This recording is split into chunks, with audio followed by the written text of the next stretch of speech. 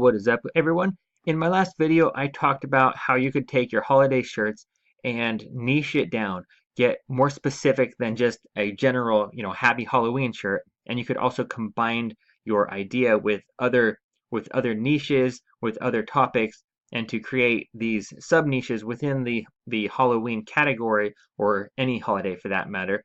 And that way, your shirt will not get lost in the sea of holiday shirts, and you'll have maybe a better chance of selling the shirt because people will be looking for a specific type of shirt and your shirt will pop up. So I'm going to be filming a 3-part tutorial on how I do that. This first one is going to be on coming up with the design idea and how I research it before I create the shirt.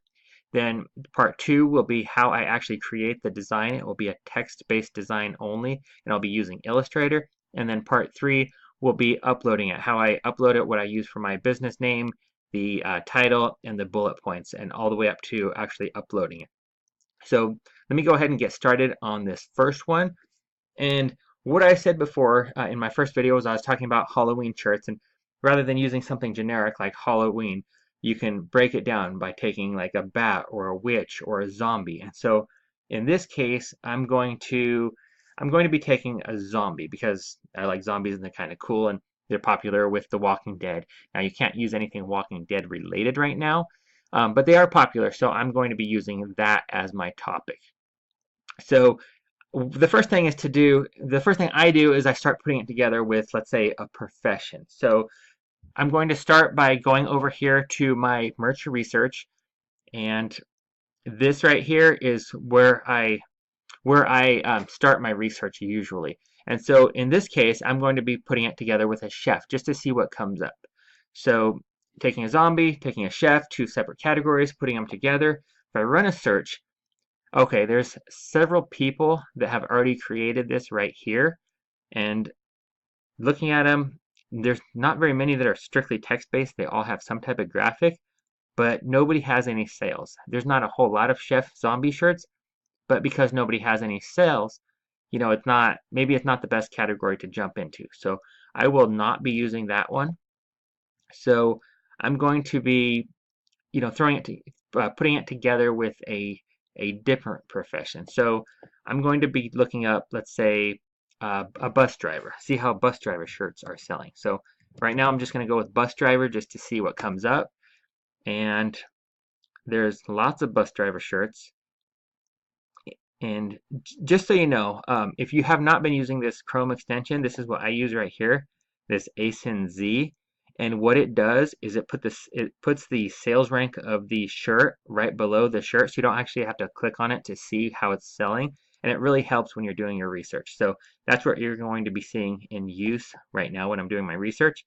And so just searching bus drivers, look at this. This is very promising. There's lots of bus shirts, but look at all the sales ranks. So this one's ranked at 878,000. This one's 300,000, 1 million, 1.5 million, 250,000. Those are not bad ranks, but what's very promising about this is this entire first page, they all have a sales rank. I mean, here's a couple that don't, but for the most part, there's a big market for bus drivers. Bus driver shirts specifically, and most likely that's because going back to school right now that's more popular, but there's a lot of shirts with sales. Now this is a little concerning that there's 30 pages of bus driver shirts, but because nearly every shirt on the first page has sales, that means it's a pretty good market. There's a lot of shirts selling that are bus driver related. So going back over here, I'm going to pair it with zombie bus driver, and I'll see what comes up. And before I get too far, I like to use Trademarkia. Other people use the actual trademark website from the United States, and I haven't gotten into that much. I really need to, but this is what I've been using. So just typing in zombie bus driver to make sure it's not, copyrighted or something.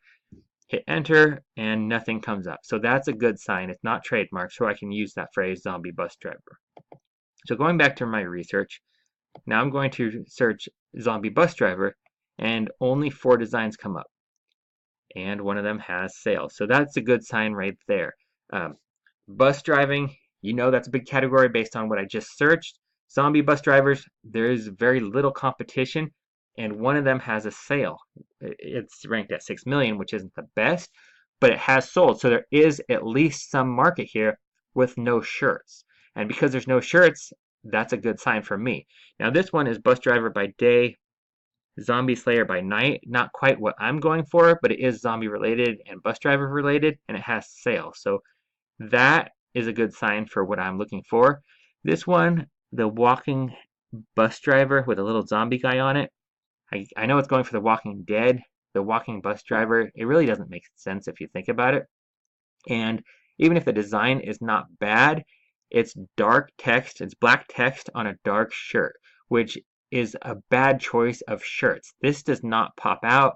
It doesn't stand out. If I was just scrolling through a sea of shirts, I just glance over this one because you can't even see the text on the shirt. So this one might have been not a bad design, but because of the shirt color choice, that they probably killed their chance of getting sales on that one.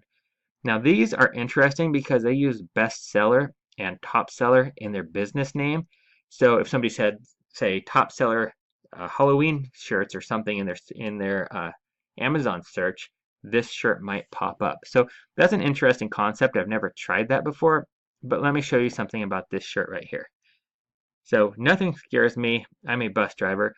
I don't think that's bad text. I know you can't scare me, I believe, is trademarked, but nothing scares me is still going about the same topic, but it's worded differently where it's not trademarked as far as I know. And the text on this one's not bad. It's not really related to being a zombie and a bus driver, so it's not really the same market that I'm going for.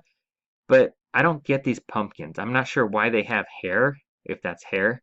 Um, I think it'd be a good design minus the hair, so I'm not really sure what's going on with those pumpkins, but this is what I wanted to show you. Right here is their title. Nothing scares me. I'm Bus Driver T. It is missing a word. Proofread, guys. Make sure you're reading your titles and your bullet points thoroughly. And so leaving out a word like this, that's not proper English. It's just sloppy work right there. And if any of you created this shirt, sorry about that. I'm just going to critique it real quick. So hopefully, if it is your shirt, you can correct that. Now, in these bullet points, here's an example of keyword stuffing, which you're not supposed to do. And jumping down to this sentence right here, have no fear but scare others this night, being creepy ghost, zombie, vampire, witch, mummy, skeleton, or any other evil creature.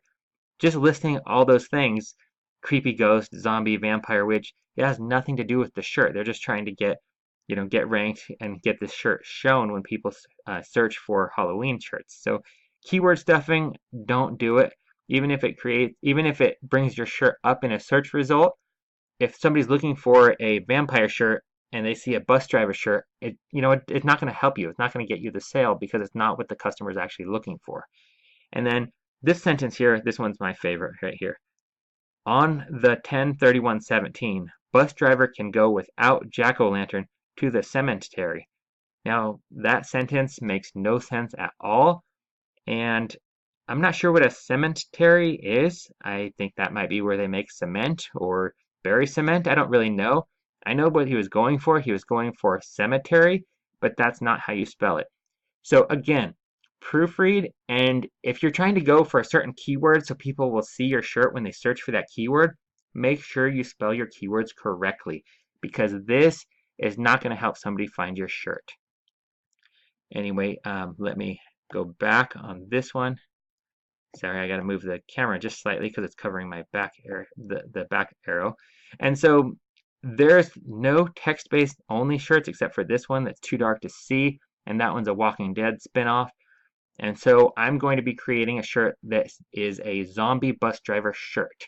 And because there's such success with the bus driver shirts, and there's very little competition in the zombie bus driver, this area of shirt, this is what I'm going to be creating my shirt in.